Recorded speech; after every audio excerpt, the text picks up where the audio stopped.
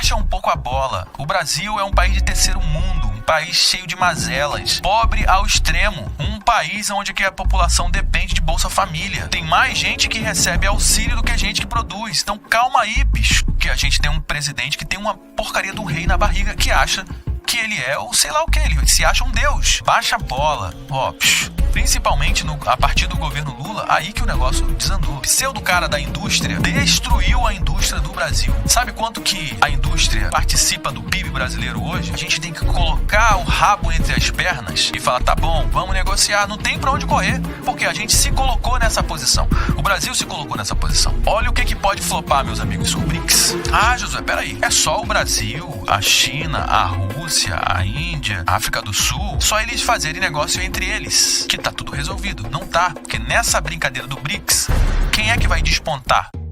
Ainda existe uma desconfiança se essas tarifas realmente vão funcionar da forma como elas foram anunciadas pelo Donald Trump ontem, no tal do Dia da Libertação. Você lembra como é que o Donald Trump negociou com o Canadá, com o México? Vai, volta, vai, volta. Ele bota a sua proposta num nível assim absurdamente alto. Ele chama isso de ancoragem. Em marketing também é muito utilizado esse gatilho da ancoragem. Você vai negociar, eu tô vendendo esse caderninho aqui, ó. Quero comprar seu caderninho. Quanto você tá vendendo ele? R$350. Putz, grilo. Um caderno de tantas folhas? Que é isso? R$350, um caderninho desse tamanho? Aí você vai explicar o porquê. Não, porque foi feito dessa forma. Assim, assado, parará. Tá bom, vamos negociar. Quanto você quer pagar? O cara fala, pô, então eu pago R$200 nele. R$200 num caderninho, entendeu?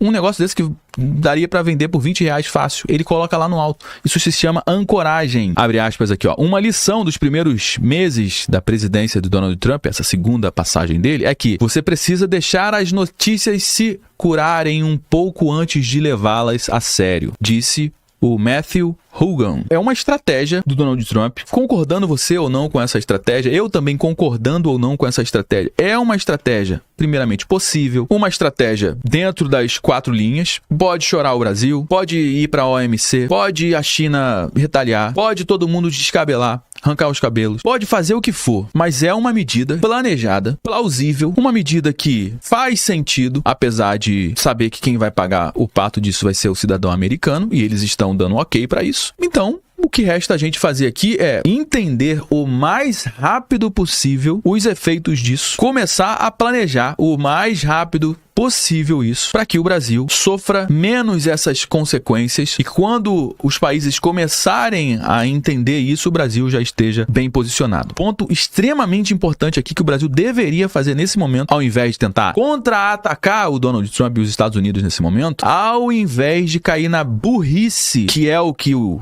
Senado está fazendo e a Câmara dos Deputados está fazendo, junto com o presidente da República, junto com o ministro da Economia, que não entende nada de economia, o Fernando Haddad, é entender o seu tamanho, a mesa que o Brasil joga, a mesa que o Brasil senta, que não é dos maiores países do mundo, não é. Tem gente que supervaloriza a posição do Brasil. Baixa um pouco a bola. O Brasil é um país de terceiro mundo, um país cheio de mazelas, pobre ao extremo, um país onde a população depende de Bolsa Família. Tem mais gente que recebe auxílio do que gente que produz. Então calma aí, bicho. Qual é a nossa prateleira, hein? Vamos entender a nossa prateleira, vamos entender o que a gente tem de bom pro mundo, vamos sentar lá e vamos negociar. Ao invés da gente achar que a gente é alguma coisa. Porque a gente tem um presidente que tem uma porcaria de um rei na barriga que acha que ele é o sei lá o que, ele se acha um deus. Baixa a bola. Vamos negociar. Seria a melhor estratégia nesse momento. Diferentemente do que o Senado, a Câmara, o ministro da Economia, o presidente da República querem. Eles querem retaliar. Aí, meu amigo, seria realmente assinar ali a carta de que, estamos participando da recessão global.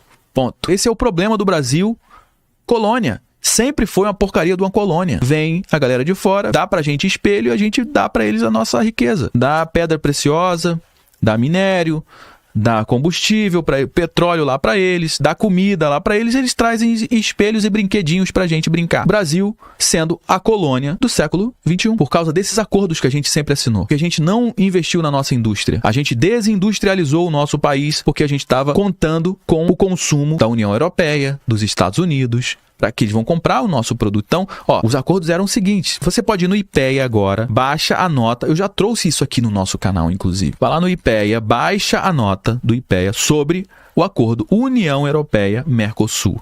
Tá escrito lá o IPEA, que é um órgão do governo. Falou, esse acordo é uma porcaria pro Brasil. O Brasil não ganha nada com isso. Nada. O Brasil só vai exportar mais os seus alimentos, só que em troca de quê? Em troca do Brasil não investir nenhum centavo na indústria. E aí trava, cria-se desincentivo para a indústria. E quando um empresário, uma pessoa quer montar uma indústria aqui no Brasil, não faz sentido. Vou fazer o quê? Taxa em cima de taxa, burocracia em cima de burocracia. É mais fácil você trazer um produto de fora do que você produzir esse produto aqui dentro. Então, ao invés de eu produzir isso aqui, eu vou fazer o seguinte, eu vou me especializar em vender esse produto. Então, eu importo esse produto da China e vendo aqui. Eu não vou produzir isso aqui. Eu falo isso com propriedade. Eu tive uma fábrica de caixa de papelão, de embalagens. Eu tive até 2 anos atrás. E o que acontece? Chega um momento que não vale a pena ligar uma máquina para pegar a chapa de papelão e transformar numa caixa. Porque com o preço do dólar alto ou baixo, né, que vai definir se você importa o produto ou se você desenvolve aqui, na maioria das vezes é muito mais em conta trazer a caixa de papelão da China. Por quê? Por causa dos desincentivos que existem aqui. Por causa da taxa que a gente paga dos impostos, o custo da energia, o custo do Brasil, o custo de funcionário. Você vai colocar na ponta do lápis, colocar ali quanto que é uma caixa de papelão para estar pronta, para eu vender lá na frente e colocar a minha lucratividade em cima desse produto. Não faz sentido fabricar. É melhor você importar. Você vai lá, importa, chega rápido aqui por um custo muito menor, menos estresse, menos dor de cabeça com máquina que para de funcionar, tem que comprar peça, é cliente que depois entra em contato querendo um produto, que tem que enviar, tem que embalar e a gente tá sem embalagem, é funcionário que não vem, porque é carnaval, emenda um feriado no outro, é gente que toma ali atestado, daqui a pouco sai, bota na justiça. Pra que eu vou ter essa dor de cabeça, cara? Eu vou importar esse troço lá da China, boto aqui e acabou. Agora é só embalar, tirar. Quanto você quer? Quero 10, então toma aqui 10. Quanto você quer? 100, toma aqui 100 caixas. A indústria brasileira foi totalmente destroçada nos últimos 35 anos.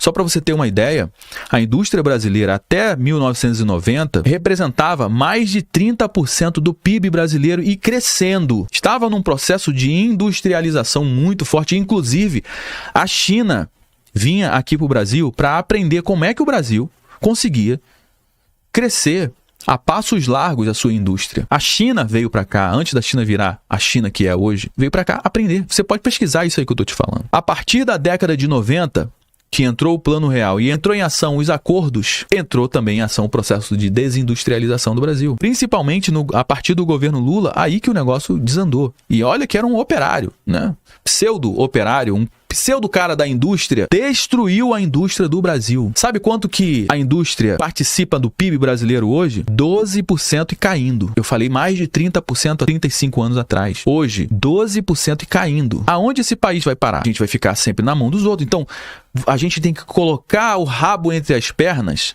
e falar, tá bom, vamos negociar. Não tem para onde correr, porque a gente se colocou nessa posição. O Brasil se colocou nessa posição. Resta pra gente agora não é tentar retaliar alguém, porque se retaliar, sobretaxar os produtos americanos, um iPhone desse, por exemplo, vai chegar aqui por 30 mil reais. Vai voltar à época que o Brasil tinha linha telefônica, que tinha que vender um carro.